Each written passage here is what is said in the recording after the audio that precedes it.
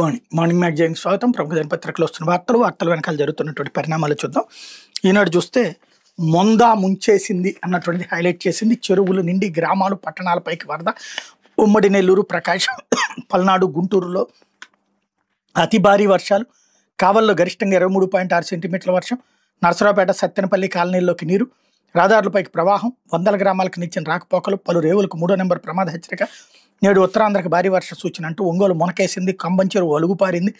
గొండ్లకమ్మ పోటెత్తింది. ప్రాజెక్టుకు తొలిసారి 11 గేట్లు ఎత్తారు. నల్లమల్లోను చెరువులు, కుంటలు నీటితో నిండిపోయి చెరువులు నిండుకొండల్లా తయారయ్యాయి. ఆ నీరు పట్టణాన్ని ముంచెత్తింది. అతి భారీ వర్షాలతో కావలి, కందకూరు ప్రాంతాలు వాగులు ఉగ్రరూపంతో ప్రవహిస్తున్నాయి. శ్రీశైలం ప్రాజెక్టు సమీపంలో పాతాళగంగ దారిలో కొండ చర్యలు విరిగిపడ్డాయి. వందల గ్రామాలకు రాకపోకలు స్తంభించాయి. మంగళవారం అర్ధరాత్రి పశ్చిమ గోదావరి జిల్లా నరసాపురంలో తీరం దాటిన మొంద తీవ్ర తుఫాన్. అతి భారీ వర్షాలు, బలమైన గాలులతో ఉమ్మడి నెల్లూరు, ప్రకాశం, గుంటూరు జిల్లాలను ముంచేసింది అన్నటువంటి వార్తని హైలైట్ చేశారు. లేకపోతే రైతు గుండెల్లో తుఫాను అంటూ వరికి అధిక నష్టం, పత్తి రైతుకు కోలుకోలేని దెబ్బ, విరిగిపడిన అరటి, బొప్పాయి, నీళ్లలోనే మిరప, పసుపు, సజ్జ. ఉమ్మడి గోదావరి జిల్లాలు కృష్ణా, గుంటూరు, ప్రకాశం, నెల్లూరు జిల్లాలో తీవ్ర నష్టం. నెల రోజుల నుంచి విడవకుండా కురుస్తున్న వర్షాలకు మొందా తుఫాన్ తోడైంది. రైతులకు కన్నీళ్లే మిగిల్చింది. పొలాలు చెరువుల్లా తయారై కోతకొచ్చినటువంటి వరితో పాటు పొట్ట దశలో గింజ గట్టిపడే దశలో ఉన్నటువంటి వరి నేలవాలింది. పత్తి రైతులకు కన్నీళ్లు మిగిల్చింది. మొక్కజొన్న, మినుము, పెసర, సజ్జ, మిరప, పసుపు, కూరగాయల పంటలు నీళ్లలో మునిగాయి. ఈదురుగాలకు అరటి, బొప్పాయి తోటలు నేలమట్టమయ్యాయి. అధిక శాతం వరి, ఇతర పంటల్లో ఇంకా నీరు నిలిచే ఉంది. మొత్తంగా 25 జిల్లాల పరిధిలో 396 మండలాల్లో 2320 గ్రామాల్లో పంటలు నష్టపోయినట్టు గుర్తించారు. ఎక్కువ విస్తీర్ణంలో గింజ పాలు పోసుకునే దశలో ఉంది. గాలులకు వెన్ను విరిగి నేలవాలడంతో పంట కోలుకునే పరిస్థితి లేదని కర్షకులు కన్నీటి పర్యంతం అవుతున్నారు. సుమారు 2.5 లక్షల ఎకరాల్లో వరి దెబ్బతింటుందని అంచనా. పత్తిలో కాయ కొల్లడంతో పాటు పూత రాలిపోయింది. 100 ఎకరాల్లో ఆక్వా చెరువులు నీట మునిగినాయి అన్నట్టు వార్తని హైలైట్ చేశారు. ఇకపోతే హైకోర్టు న్యాయమూర్తిగా జస్టిస్ సుబేందు సామంత ప్రమాణం. ఏపీ హైకోర్టు న్యాయమూర్తిగా జస్టిస్ సుబేందు సామంత ప్రమాణం చేశారు. హైకోర్టు మొదటి కోర్టు హాల్లో బుధవారం నిర్వహించిన ప్రత్యేక కార్యక్రమంలో ప్రధాన న్యాయమూర్తి CJ justice Dheera Singh Thakur, justice సామంతతో కూడిన ప్రమాణం చేయించారు. కార్యక్రమం ప్రారంభంలో high court registrar general YVSP Parthasarathi, Kolkata high court నుంచి ఏపీ హైకోర్టు న్యాయమూర్తిగా జస్టిస్ సుబేందు సామంత బదిలీకి ఆమోద ముద్ర వేస్తూ రాష్ట్రపతి ద్రౌపది ముర్ము జారీ చేసిన ఉత్తర్వును చదివి వినిపించారు అన్నటువంటి హైలైట్ చేశారు. లేకపోతే రఫేల్లో రాష్ట్రపతి గగన విహారం.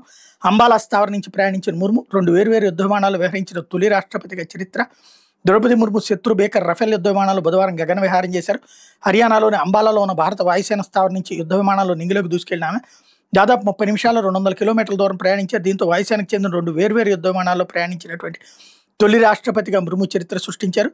2023లో ఆమె అస్సాంలోని తేజ్పూర్ నుంచి కూడా ఇట్లాగే ఒక యుద్ధ విమానం నుంచి ప్రయాణించారన్నటువంటి విషయాన్ని ఇక్కడ ప్రత్యేకించి గుర్తు చేశారు. అప్పుడు సుఖోయ్ 30 MKI యుద్ధ విమానంలో గగన విహారం చేసిన సంగతి గమనార్హం. 2006 జూన్లో అప్పటి రాష్ట్రపతి అబ్దుల్ కలాం, 2009లో అప్పటి దేశ ప్రథమ పౌర ప్రతిభా పాటిల్ సుఖోయ్ 30 MKI యుద్ధ విమానాల్లో ప్రయాణిస్తే ఇప్పుడు పూర్తి స్థాయిలో ఈమె 2 యుద్ధ విమానాల్లో ప్రయాణించారన్నటువంటిది హైలైట్ చేశారు. అయితే PPP విధానంలో వైద్య కళాశాలలపై జోక్యానికి హైకోర్టు మరోసారి నిరాకరణ. రాష్ట్రంలో 10 వైద్య కళాశాలలు, వాటికి అనుబంధంగా ఆసుపత్రులను పబ్లిక్ ప్రైవేట్ భాగస్వామ్య విధానంలో నిర్వహించేందుకు రాష్ట్ర ప్రభుత్వం తీసుకున్న నిర్ణయంలో జోక్యం చేసుకోవడానికి హైకోర్టు మరోసారి నిరాకరించింది. టెండర్ ప్రక్రియ 3వ పక్షానికి హక్కులు దఖలుపరచకుండా నిలువరిస్తూ మధ్యంతర ఉత్తర్వులు ఇవ్వలేమని తేల్చి చెప్పింది. PPP పద్ధతిలో వైద్య కళాశాల ఆసుపత్రులు నిర్వహించాలన్నది ప్రభుత్వ విధానపరమైన నిర్ణయం. ఈ విషయంలో న్యాయస్థానాలు జోక్యం చాలా పరిమితమైందని స్పష్టం చేసింది. ప్రభుత్వ నిర్ణయం చట్టవిరుద్ధమైతే తప్ప తాము జోక్యం చేసుకోలేమని పేర్కొంది అన్నటువంటి హైలైట్ చేశారు. లేకపోతే కోర్టు ఆదేశిస్తే వివేక హత్య కేసులో తదుపరి దర్యాప్తు నివేదించిన సిబిఐ కౌంటర్లు దాఖలు చేయండి. భాస్కర్ రెడ్డి, అవినాష్ రెడ్డి సిబిఐ కోర్టు ఆదేశం. మాజీ మంత్రి వైఎస్ వివేకానంద రెడ్డి హత్య కేసులో తదుపరి దర్యాప్తును తాము వ్యతిరేకించడం లేదని కోర్టు ఆదేశిస్తే దాన్ని కొనసాగిస్తామని సిబిఐ బుధవారం హైదరాబాద్ సిబిఐ ప్రధాన కోర్టుకు నివేదించింది. వివేక హత్య కేసులో తదుపరి దర్యాప్తును కొనసాగించాలి, సిబిఐకి ఆదేశాలు జారీ చేయాలంటూ ఆయన కుమార్తె సునీత రెడ్డి దాఖలు చేసిన పిటిషన్పై సిబిఐ ప్రధాన కోర్టు న్యాయమూర్తి డాక్టర్ టి రఘురాం బుధవారం విచారణ చేపట్టారు. కోర్టు ఆదేశాల మేరకు సిబిఐ మెమో దాఖలు చేసింది. కేసును మొదట స్థానిక పోలీసులు దర్యాప్తు చేయడం, తర్వాత సిట్కు అప్పగించడం, ఆపైన సిబిఐ దర్యాప్తు చేపట్టి 2వ అనుబంధ అభియోగ పత్రం దాఖలు చేయడం గురించి వివరించింది. కొన్ని అంశాలపై తదుపరి దర్యాప్తు జరిపించాలని సునీత అభ్యర్థన తాము వ్యతిరేకించడం లేదని తెలిపింది. తదుపరి దర్యాప్తు కొనసాగించాలని కోర్టు ఆదేశిస్తే అమలు చేస్తామని వెల్లడించింది.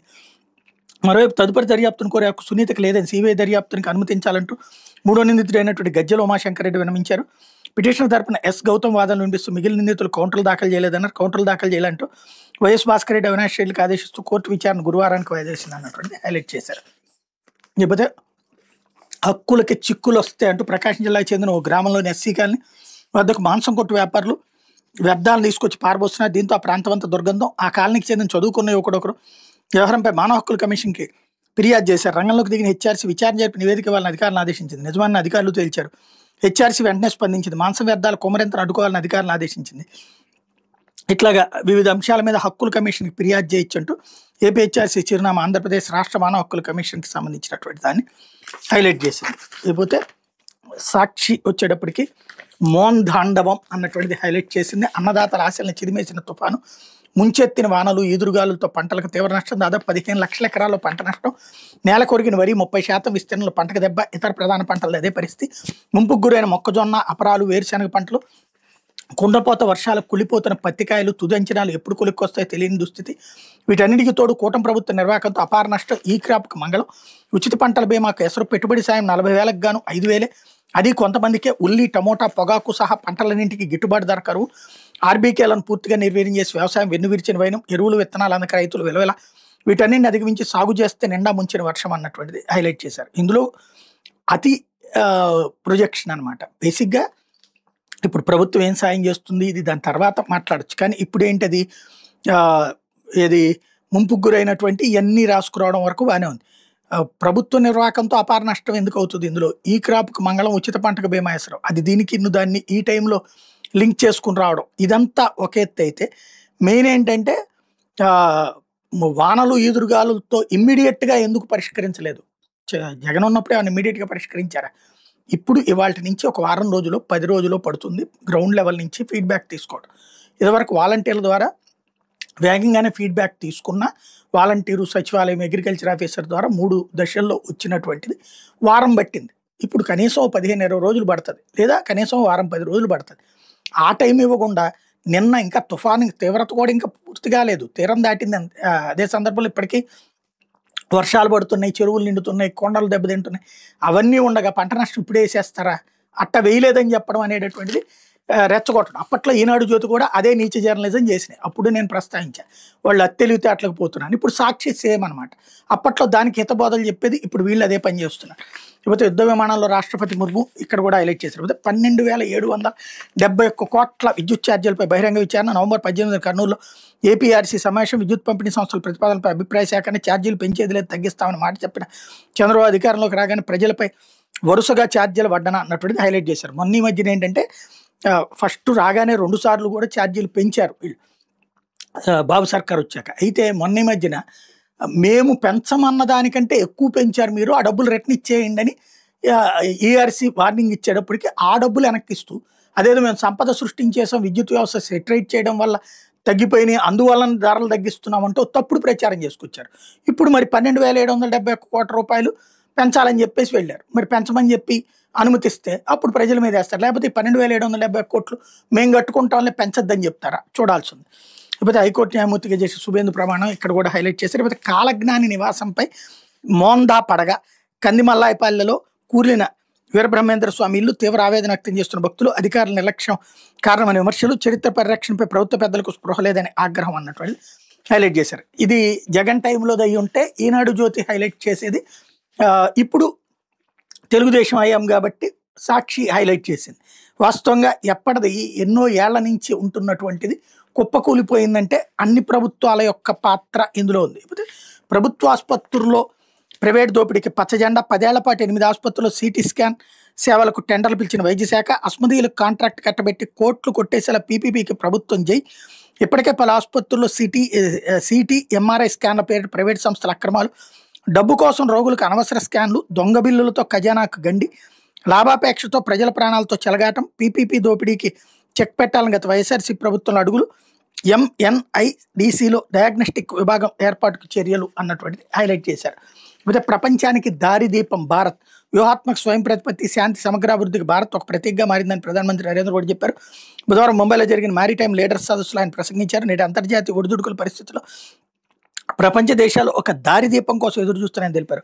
గొప్ప బలంతో మన దేశం ఆ దారిదీపం పాత్రను పోషిస్తుందని వివరించారు అన్నట్టు వార్తని హైలైట్ చేశారు. లేకపోతే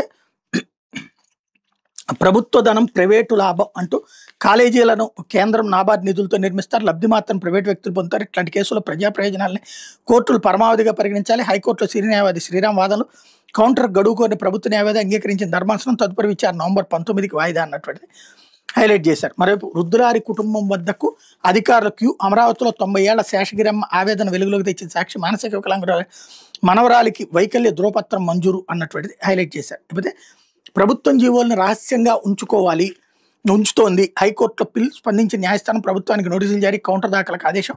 కూటమి ప్రభుత్వం పలు జీవోలను రహస్యంగా ఉంచుతోందని, అన్ని జీవోలు ప్రజలందరికీ అందుబాటులో ఉండేలా ఆదేశాలు జారీ చేయాలని కోర్టు దాఖలైన ప్రజా ప్రయోజన వ్యాజ్యంపై హైకోర్టు స్పందించింది, ప్రభుత్వానికి నోటీసులు జారీ చేసింది, పూర్తి వివరాలతో కౌంటర్ దాఖలు చేయాలని ఆదేశించింది. ఈ మేరకు ధర్మాసనం బుధవారం ఉత్తర్వులు జారీ చేసింది. ప్రభుత్వం జీవోలను అప్లోడ్ చేసే జీఓఐఆర్ వెబ్సైట్లో పలు జీవోలను రహస్యంగా ఉంచుతోందని, ఇది ప్రజలకు సమాచారం తెలియకుండా చేయడమేనట్టు society for protection of civil property and environment rights సంస్థ హైకోర్టులో పిల్ దాఖలు చేసింది. ఈ వ్యాజ్యంపై బుధవారం సీజే ధర్మాసనం విచారణ జరిపింది. పిటిషన్ తరపున న్యాయవాది జడ శ్రవణ్ కుమార్ వాదనలు వినిపించారు. ప్రభుత్వంలో ఏది రహస్యంగా ఉండరాదన్నారు, ప్రతిదీ పారదర్శకంగానే ఉండాలన్నారు. ప్రభుత్వ జీవోలను రకరకాలుగా వర్గీకరించి రహస్యంగా ఉంచడం సమాచార హక్కు చట్ట నిబంధనలకు విరుద్ధం అన్నారు అన్నట్టు హైలైట్ చేశారు. ఇప్పుడు సత్యసాయి జయంతి నిర్వహిస్తే తప్పేంటి, హైకోర్టుకు అభ్యంతరం, పిల్లను ఉపసంహరించుకున్న పిటిషనర్, శ్రీ సత్యసాయిబాబా 100వ జన్మదినాన్ని రాష్ట్ర వేడుకగా నిర్వహించాలని ప్రభుత్వ నిర్ణయాన్ని సవాల్ చేస్తూ దాఖలైన ప్రజా ప్రయోజన వ్యాజ్యంపై హైకోర్టు బుధవారం తీవ్ర అభ్యంతరం వ్యక్తం చేసింది. సత్యసాయిబాబా ట్రస్ట్ 3 జిల్లాల ప్రజల దాహార్తిని తీరుస్తోందని హైకోర్టు గుర్తు చేసింది. అంతేకాక విద్యా సంస్థలు, ఆసుపత్రులు నిర్మించి ప్రజలకు సేవ చేస్తోందని కూడా తెలిపింది.